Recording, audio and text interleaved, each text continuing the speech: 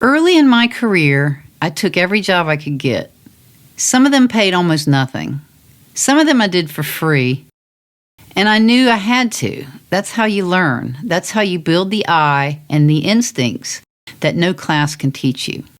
But with more than 30 years as a pro, I know something now I didn't know then.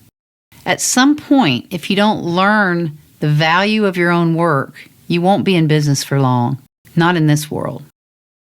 Today, I want to walk you through 3 practical ways to build a creative business that actually protects your passion instead of slowly draining it.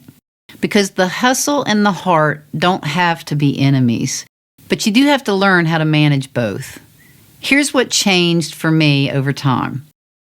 I realized that my experience was valuable. My eye was valuable. Years of paying attention to detail that other people tend to miss. Years of solving problems under pressure while still nailing the technical side, while still communicating with the client, while still directing a shoot in real time. That becomes almost second nature over time, eventually. But it takes years to get there. And the longer I did this work, the more I noticed something important. I started to know exactly which jobs I wanted and which ones I didn't. If you're taking work you don't enjoy just for the paycheck, it shows. It shows in the work and eventually it shows in you. Weddings are an example for me. I did several early on, some events too, but I really don't enjoy shooting those kinds of things. And even today, I'm extremely selective. I won't shoot a wedding unless it's for someone really close to me, and even then it's kind of pushing it. That's the first practical way to build a business that doesn't cost you your soul. The first practical way is defining what's actually enough for you. The business world will always tell you to scale. Take more clients, book more jobs, say yes to everything, because who knows when the next opportunity will come. As a freelancer, many times, the in-between is the hardest. But early on, taking almost everything is part of how you learn. And that's fine. That's necessary. The problem is staying there. At some point, you have to shift from, I'll take everything or anything, to, I know what I'm good at, I know what I enjoy, and I know what I don't.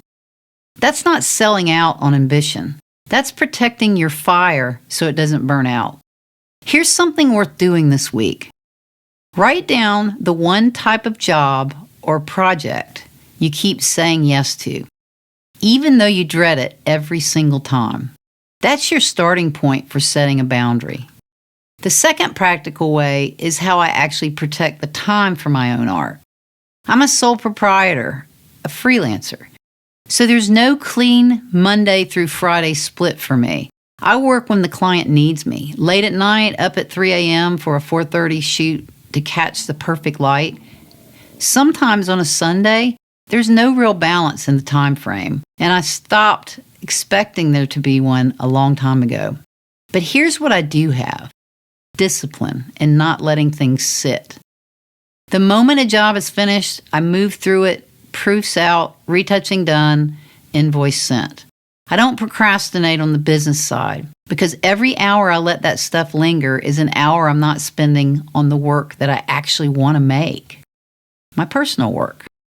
I also protect my hours from social media.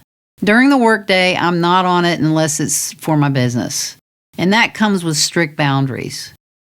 We all know how easy it is to click on one thing and 30 minutes are gone, or more for that matter. That algorithm intentionally keeps you there when you know you shouldn't be.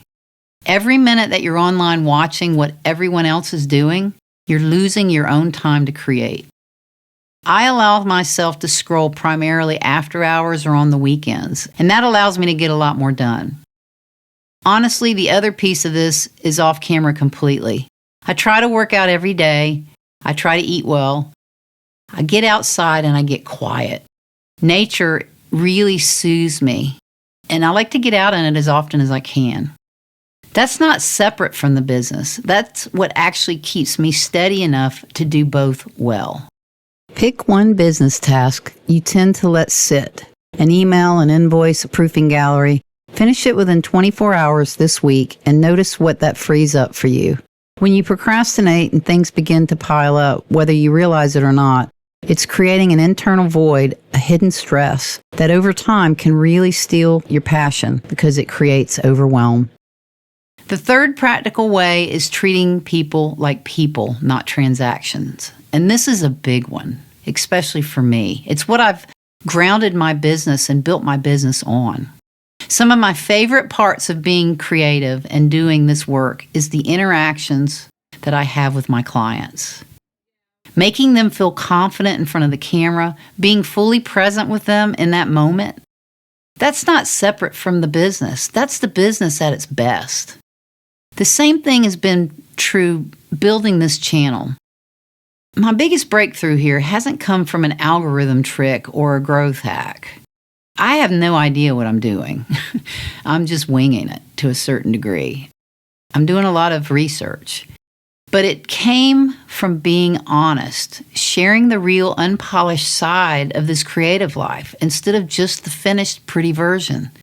That's what people actually respond to. Not perfection, honesty. Whether it's a client or someone watching on YouTube, the same thing is true. The relationship is the marketing. The trust you build by being real with people will outlast any trend. And if I'm honest, my commercial work and my personal passion work often looks nothing alike. Commercial work has its own rules, its own expectations, and I genuinely love it. The interaction, the problem solving, making people happy with what I create for them. But my personal work is different. It's eclectic. It pushes the limits. Soft focus, unconventional choices I'd probably not use on a paid shoot unless that's specifically what I was hired to do. That's where the deepest passion lives within me, in the photography and the art that I make for myself, in my writing, in my music, in this channel, in communicating with you. No guardrails there except the ones I choose. Finding this balance wasn't one decision. It was 30 years of learning what's worth protecting and what isn't. So if you're in the middle of building a creative business right now, and if it feels like the hustle is winning, I want you to know that it's not permanent. It's not a sign you're doing it wrong. It's just the season you're in. Define your enough. Don't let the business side linger.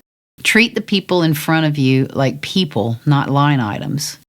And when you have downtime, don't panic and fill it with more client work. Go create something of your own. The project that makes you happiest, just because you want to make it. Over time, as your business grows, you'll start to notice something. Those personal projects done just for you often become the most valuable examples of your work. And somewhere along the way, some of that merges together in time, I promise. You start landing assignments and commissions that came directly from the personal work, not just your client list. That's proof that protecting your creative time isn't a luxury. It's one of the most valuable things that you can do for your business. What's the most important part of running a creative business that wears you down the most? I'd genuinely love to know. Drop it down in the comments. I have a free guide, How to Find the Shot That Nobody Else Takes. The link's below, and I'll also put it in the comments. That's my way of saying thank you, just because you're here. Thanks for being here, and I'll see you next week.